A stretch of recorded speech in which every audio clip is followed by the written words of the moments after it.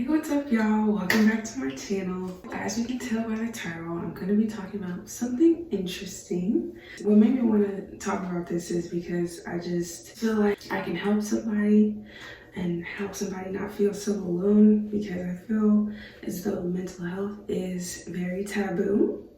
So I don't know, I just really want to share this experience with you guys, share how I feel, what I go through. So what you guys are going to be seeing is an interview. Somebody just asking me questions, what bipolar disorder is, how I feel when I get a trigger, a depressed mood, or like a really hyped up mood. I just really wanted to share this to shed light, just to give people some education on not just bipolar disorder, but just any mental health issue, because a lot of people don't know and a lot of people make a lot of assumptions, and a lot of those assumptions are wrong.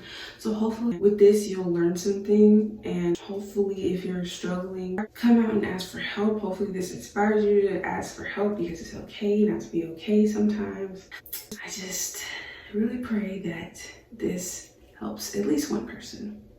But before we get into this video, make sure you like, comment, and subscribe. I'll be dropping more videos, not just videos about me being depressed or going through bad days or happy days, whatever. I'm also an aspiring model, author, actor, dancer, and so I'm going to be talking about how I deal with having bipolar disorder in the industry. So, like I said before, I just hope this helps someone, and let's get into the video.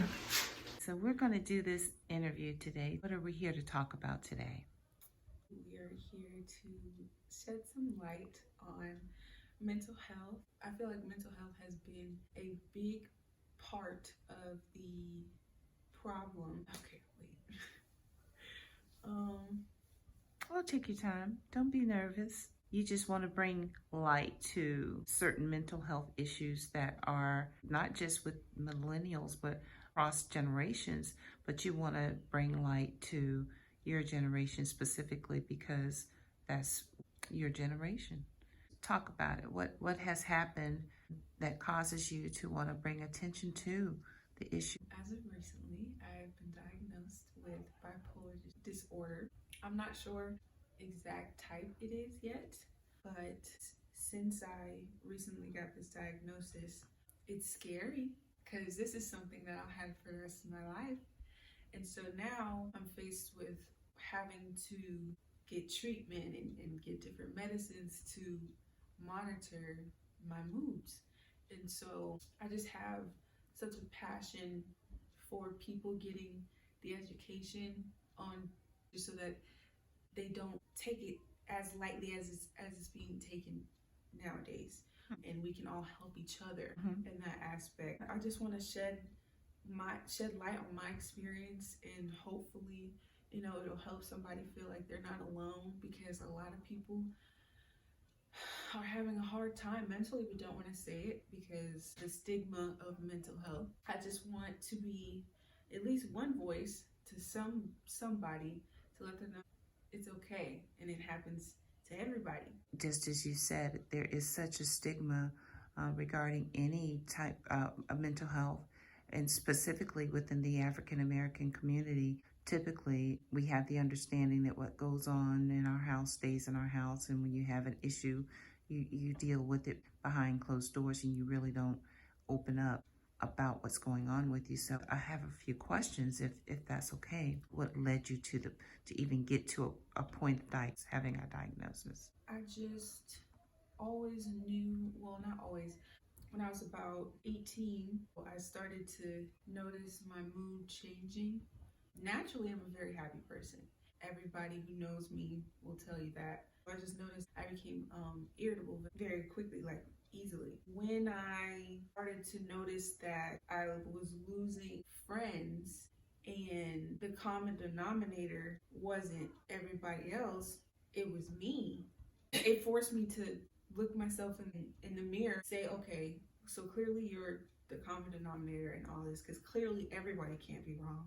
So it just forced me to really look inside and see and really admit to how I was feeling and how much I was struggling. The church I was going to at the time had free counseling sessions, so I decided to go. I forget how often I would go, but I would go. I've had the same therapist since I was 18. I would talk through things with her and get out my feelings because I developed a bad habit of suppressing my feelings and not talking about it. When I would go to her, I would feel so comfortable let out everything that I haven't said because I don't know, for a long time I was focusing on everybody else but me. When I broke up with my boyfriend at the time, I think I was like 20, fast forward, I would go to therapy on and off. When we broke up, that really forced me to, not force me, I would say I hit rock bottom. You're hitting rock bottom in that situation. Did that send you into a depression? Yes, it Okay. sent me into me talking about, killing myself, hurting myself. I'm taking muscle relaxers. I went to my parents and begged and pleaded to them, I'm not okay, I need help. I'm just having a hard time. That's just how I felt, all the time. I'm just having a hard time, maneuvering through life because life is hard and I'm having a hard time up here. Doesn't mean I'm thinking about doing anything volatile. My mind won't slow down. And for those of you who don't know what that feels like, it feels like you're moving in slow motion almost. And everything around you is just fast and you're just moving in slow motion and you can't stop. And so a lot of times I looked to outside things to help me slow down, so to speak. And for a long time that was my ex-boyfriend. And so when we broke up, I'm like, oh my God, what am I gonna do? Like, this is the end of the world, this is it. Lord, I tried, I'm out, kind of thing. But thank God I have a very strong support system. My parents and my brothers, they helped me get through it. Prior to that, had you always had issues with being moody? And if so, describe what that's like and when you first noticed it. I would say I first noticed it in ninth grade. That's when my parents got divorced. I actually also had a boyfriend at the time. And so it was kind of happening at the same time of the relationship and the divorce. So then when the relationship ended and the divorce, was still going on, I fell apart for some days. Like I wouldn't talk, barely ate. And so that was the first time I'd really been seriously emotional like that. Like I was depressed. That's when I really noticed that I went into stages like that more often whenever I'd feel sad about something. I did get put into counseling when I was like 15. I think I was in 10th grade. But I didn't take it seriously. I was 15. I didn't really understand. So I just kind of, I guess, dealt with it. Like the mood swings, I would just get through them. I don't know, I would talk to my friends, or there was a lot of nights where I would cry myself to sleep. The cry myself to sleep, it felt uncontrollable. So that was another aspect of me noticing my moods changing as well. So have you noticed that you're either really, really happy or you're really, really sad? Yes, I did start to notice that there's like no in between with me. It's either I'm here or I'm here. And somebody let me know that that's what I was like, as a friend or a person to be around. In high school, my friends would tell me like, why are you so moody all the time? Cause I would get so butthurt about the smallest things and then just shut down. So now that you have the diagnosis, can you talk about how you feel about having this as a diagnosis? I don't know how to feel. It doesn't feel real, like it's something that I have, but it is. And it has a lot to do with how I feel and interact socially. Even though I'm very good with people and I love being around my friends and stuff like that, if I'm being honest, 100% honest, I have a really bad habit of pushing people away when they get too close to me. And I found out that that's a symptom of that, or not a symptom, but that's a part of it. It's just making sense to me now, and it kind of makes me feel happy a little bit because it's like I can be fixed. I don't have to feel this way anymore, but I'm also scared because I have to go through the medication process, and that is what I'm scared of because I don't want to get put on the wrong medicine and have to battle my mind all over again when I'm just now getting a little bit of control over it. I think it would be a good idea just to share what you're really feeling. Yeah, I've been told that I have a hard time really speaking from my heart, which is crazy because I am so super tissue paper sensitive. Like, You are? I, I, I find it hard because I don't want to say the wrong thing because in the moment I might feel like super irritated or I might feel rage or whatever, and I'll say the wrong thing. So the purpose of this blog is for you to share your process and your journey with learning about what this thing is called bipolar disorder and how you are being impacted by it. Now that you know and you have a diagnosis, what's your next step? My next step is to continue in talk therapy, obviously, and really use the tools outside of the sessions, not just put on a show for my therapist. I actually do want to evolve. I want my life to be better than what it is. I want to push through this because I know there's light at the end of the tunnel.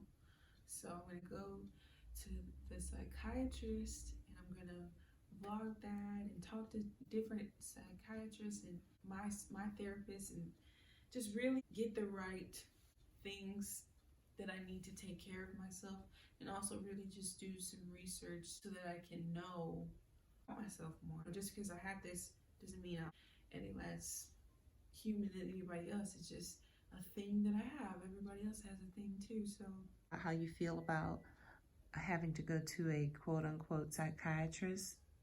like I was saying earlier, I don't want to get on the wrong medication because some medications could have suicidal thoughts, and I don't want to go back there because it took me a long time to not feel that way anymore. I worked so hard not to feel that way anymore. So I just don't want to get on a medicine that's just going to make me feel that way, and it's not something that I want to do. And it doesn't mean that I'm super moody all the time. No, you're actually I'm not. Hum and drum and doom and gloom. What happens with me anyway is there's either a super high or a super low. There's no in between, and then the lows are low. And I'm very quick to get irritated. If something irritates me, then it irritates me. It could or could not ruin my whole day when it shouldn't. And it'll be something really small. When the lows hit, it's like the emotions just take over. I have to be talked down, and I don't want to have to be talked down. I want to talk myself down. That's the goal, is to not have to have an anxiety attack, panic attack, nervous breakdown, call on somebody, be like, oh, agony, breaking down, when I can just have my feelings about it, do whatever it is to get my feelings out, and then decide what I'm going to do to have a solution to the problem and move on. I don't want to be stuck in the negative feeling, and I just feel like I get stuck in the negative feeling a lot. It's draining, and it has effects on my relationships, and I don't want it to, but I can't help it. Right. You can help it. That's why you're doing this. Well, yeah. I certainly look forward to walking the journey with you and watching as you learn more about it and evolve. So as you can see, that's just me answering a few questions. I just really wanted to kill a little bit of the stigma of mental health or whatever. I'm completely normal. I just get triggers, and so I either get like really depressed or really overly excited, and I don't think about the practicality of what it is I'm trying to do. I just kind of go from step 1 to step 100, and I forget about the other 90 in between. But that's not every day, like I said, it's with triggers. Like I was saying before, I just really hope this helps somebody. I really pray that this lets you know that we are all going through something, and it's okay. And we're not alone, we're in this together. I'm gonna be sharing. I go to the psychiatrist, like I said, and my therapist. And of course, this is not gonna be just a gloom and doom channel, because I'm not gloom and doom. Let's make that clear. I am not gloom and doom.